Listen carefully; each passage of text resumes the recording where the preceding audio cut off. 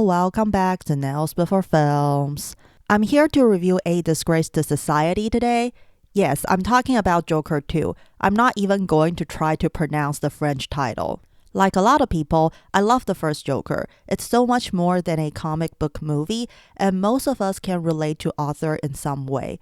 Many people don't think there should be a sequel. Joker is as great as it is, but I was willing to give them the benefit of the doubt.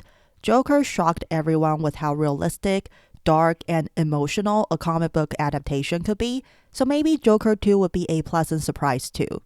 I didn't even mind it being a musical. Joker is an absurd character, so it could work. I'm sad to say that I was wrong. Joker 2 really is an unnecessary movie, and some people might even consider it hostile toward its audience. I actually think the movie starts out well. The animation sequence is fun, gives you a Joker vibe, and hints at what the movie will be about. I don't even mind the first few musical numbers. It's done organically in the beginning. For example, Arthur sings about how he found love when the guards ask him what he feels about the DA pursuing the death penalty, and it turns out that it is all in his head. That part ties in well with what Arthur is experiencing at the moment, and it's similar to when Arthur imagined himself on the Murray Show at the beginning of Joker. However, after that, the musical numbers aren't incorporated into the movie well. Most of them feel disjointed and are just there because they want to make this a musical. No matter how good the singing was, how upbeat the music was, and how impressive the visuals were, I felt sleepy after the third or fourth song because it felt like padding and added no value to the story. Because no one was sitting next to me in the theater, I eventually leaned to the side and started watching the movie sideways because I was so bored. Joker 2 would be much more watchable if they cut out most of the musical numbers. I'm not saying that they can't have songs, just not this much. The story of Joker 2 is just very weak and unfocused. For some reason, they completely undo the first movie and Arthur reverts back to the weak, timid man he was before. And we have to watch him embrace the Joker persona again. Why? It's really redundant and kind of undoes what Arthur went through in the first movie. Why not make the movie's focus about Joker changing back to Arthur? I get that Joker 2 is trying to convey that there's no Joker, it's always Arthur, and there's nothing wrong with that. But the movie only does this toward the end. I would much prefer the movie starts out with Joker, but he slowly realizes that he's just Arthur, not the Joker everyone believes he is. The trial is mostly boring. They spend way too much time recapping what happened in the first movie. The focus of the trial should be on how Arthur's actions have affected others, which is why the part with him and Gary is one of the few highlights of this movie. I don't have a problem with Arthur confessing that there's no Joker in the end. I just wish they were more scenes like the one with him and Gary to make it more impactful and emotional, like how the whole Joker movie builds up to his outbursts on TV. I hate that people who like Joker 2 are saying that you don't like it because you don't get it, you're just like the people in this movie. I get it, it's really obvious what Joker 2 is trying to say, like how it's clear that Joker is a social commentary about how people who are abandoned by society could become like the Joker. The Joker fanatics in Joker 2, including Harley, are the audience who love Joker for the wrong reason and mistakenly see him as someone he's not.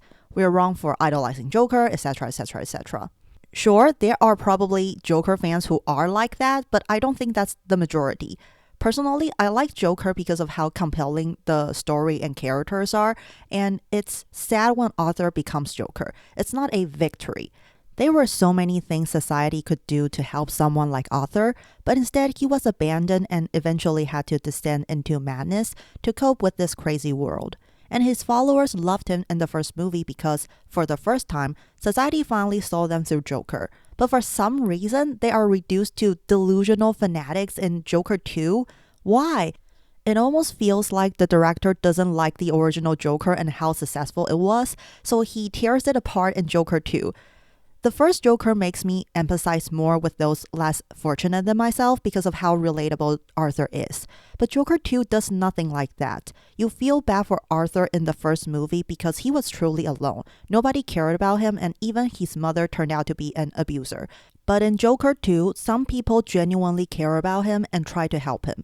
Yet Arthur pushes them away because they don't understand him. I get that Arthur doesn't have a personality disorder and he's tired of his lawyer trying to pin that on him, but she's the only one who feels bad for him and acknowledges what society has done to him. It's hard to feel bad for Arthur when he pushes people away all because you guys don't get me.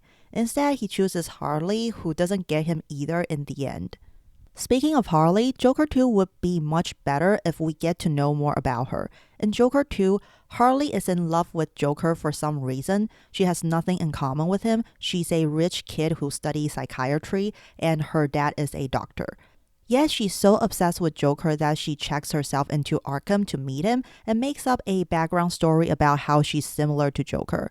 Why? Why does she love Joker so much? In the first movie, we get to see how Arthur becomes Joker, and it's a compelling story. But in Joker 2, we know nothing about Harley and why she would fall in love with Joker. Joker 2 would be a much more compelling movie like the original Joker if we get to know what made Harley this way. Instead, she's just this crazy fangirl that you can't relate to. I get that her relationship with Arthur is a cautionary tale of idolizing someone and how that affects both the idol and the fan. But it's just not done very well because we don't know much about Harley. And why does Arthur believe that she's pregnant? She just lied to you about her whole background. What makes you think she's not lying about being pregnant to stay with you? I also don't like the ending. Arthur is killed in the end by another Arkham inmate because he finds him to be a disappointment. It's unceremonious and comes out of nowhere. I don't think there's anything inherited wrong with Arthur being killed by one of his fanatics. The problem is that there's no build up for it. His killer is this rando that only appeared in a few scenes. I don't think he even spoke. We know nothing about him and he just suddenly kills Arthur. It really comes out of nowhere and we don't even get to feel emotional for Arthur because it happens so fast. Furthermore, I hate that his killer carved a smile on his own face after killing Arthur, implying that he could be Heath Ledger's Joker. That is just disrespectful, unnecessary, and makes no sense.